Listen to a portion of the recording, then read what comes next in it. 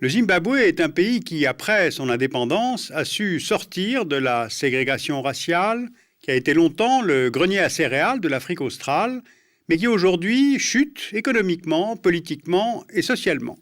Et il ne chute pas à cause des cours des matières premières ou bien de la désertification, mais à cause d'un homme qui ne veut pas quitter le pouvoir et qui s'appelle Robert Mugabe. Voilà, le Zimbabwe est situé en Afrique australe. Sa capitale est Harare. C'est un pays qui fait presque 400 000 km², soit à peu près grand comme l'Allemagne, dont les voisins sont le Mozambique, la Zambie, le Botswana et l'Afrique du Sud. Il y a 13 millions d'habitants répartis en deux groupes principaux. Les Shona, d'origine bantoue, presque 80% de la population, et les Ndebele, d'origine zoulou, soit à peu près 15% de la population. Les Zimbabwéens sont chrétiens et animistes. Ils parlent les langues Shona et Ndebele, et l'anglais est demeuré la langue officielle. Et à ces deux groupes ethniques s'ajoutent quelques 70 000 blancs. Alors cette minorité blanche est importante dans l'histoire. Le Zimbabwe d'aujourd'hui, c'est la Rhodésie du Sud d'hier. Et elle est importante aussi économiquement, ce qui se lit très bien dans le sol, donc dans les cartes. Si on compose progressivement la carte du Zimbabwe, on voit que le pays est bordé par deux grands fleuves, le Zambèze au nord et le Limpopo au sud, dont les affluents irriguent le pays. L'eau, on le sait, cela facilite l'agriculture.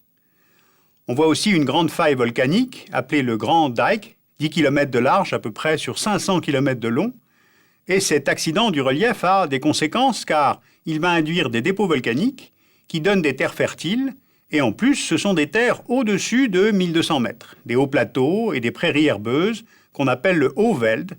Eh bien cela donne des terres planes, arrosées, et à cause de l'altitude, à l'abri de la malaria.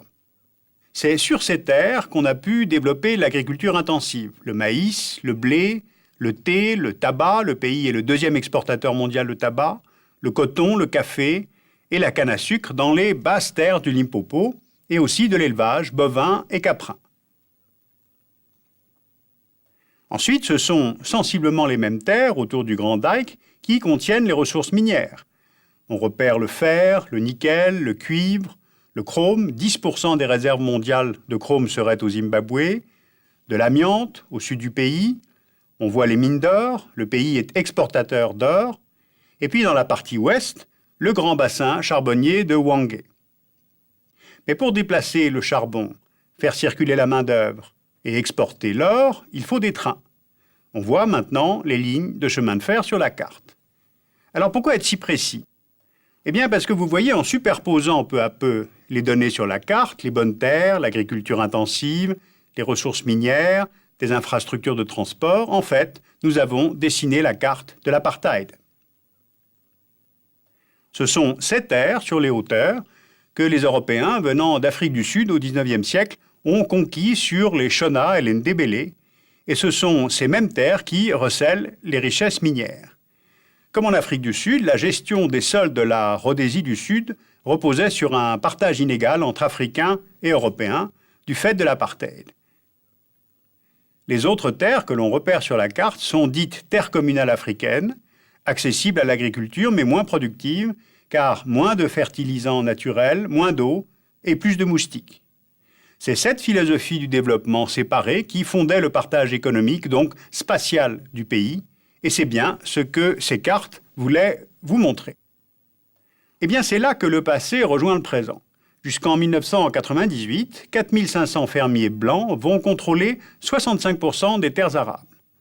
Lorsque le pays devient indépendant du Royaume-Uni en 1980, sous le nom de Zimbabwe, ce qui veut dire maison de pierre, du nom d'un ancien royaume Shona, le régime politique mis en place par le président Mugabe va se trouver face à deux objectifs contradictoires.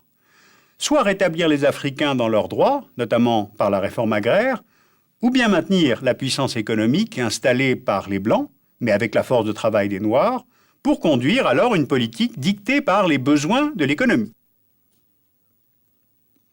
Car avec ses ressources minières importantes, son secteur manufacturier qui est développé, ses infrastructures nombreuses, une agriculture prospère, le Zimbabwe est alors le grenier de l'Afrique australe. Eh bien, c'est ce deuxième choix qui va être fait, et la transition post-apartheid va plutôt réussir.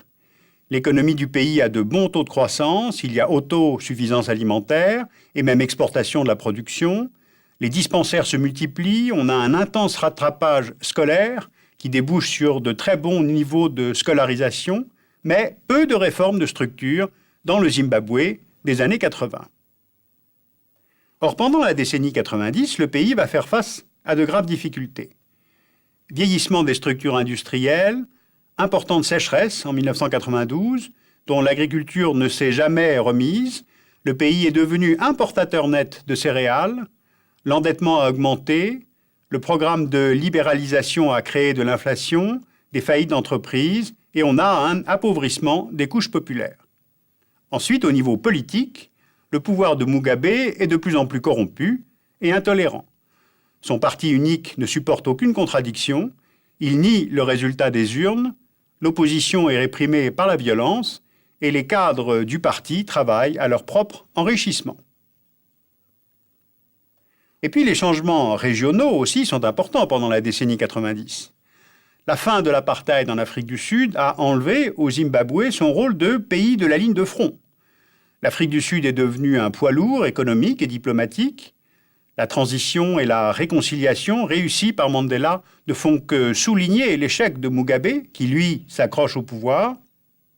À l'Est, on a la fin du conflit au Mozambique. On a une réouverture du corridor de Beira. Toutes les exportations venant du Zimbabwe transitent par le Mozambique et l'Afrique du Sud.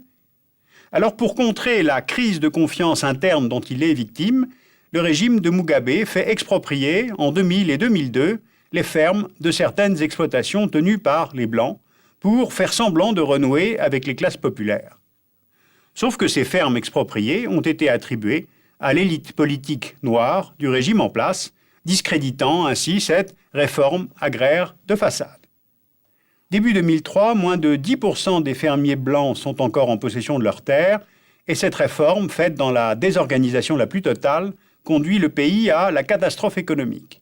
Chute du PIB de 30% en 4 ans, inflation de 500%, le chômage atteint 60% de la population active, la moitié de la population est menacée de famine, et on assiste à une certaine émigration vers les pays voisins. Les fermiers blancs sont plutôt bien accueillis par le Mozambique, la Zambie, l'Angola ou l'Afrique du Sud, mais ce n'est pas le cas des autres Zimbabwéens. En 2003, il faut savoir que les autorités du Botswana construisent une barrière de sécurité entre le Botswana et le Zimbabwe pour empêcher l'immigration des Zimbabwéens.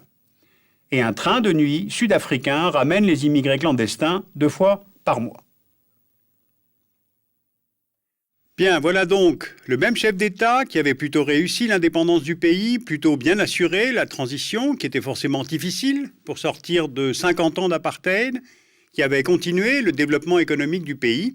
Eh bien, c'est ce même homme qui aujourd'hui s'accroche au pouvoir, suivant d'ailleurs en cela le modèle laissé par son prédécesseur blanc, Ian Smith. Eh bien, le Zimbabwe coule économiquement, socialement, avec le record mondial d'inflation, 1000% en 2006. L'échec de la réforme agraire se traduit par un taux de chômage de 70% dans le pays et la paupérisation touche 83% de la population qui vit avec moins de 2 $ par jour. Il faut savoir que 3 millions de Zimbabwéens ont quitté le pays pour l'Afrique du Sud. Un tiers des infirmières et des médecins ont quitté le pays aussi, le plus souvent vers le Royaume-Uni, alors que la pandémie de sida tue 14 000 personnes par mois.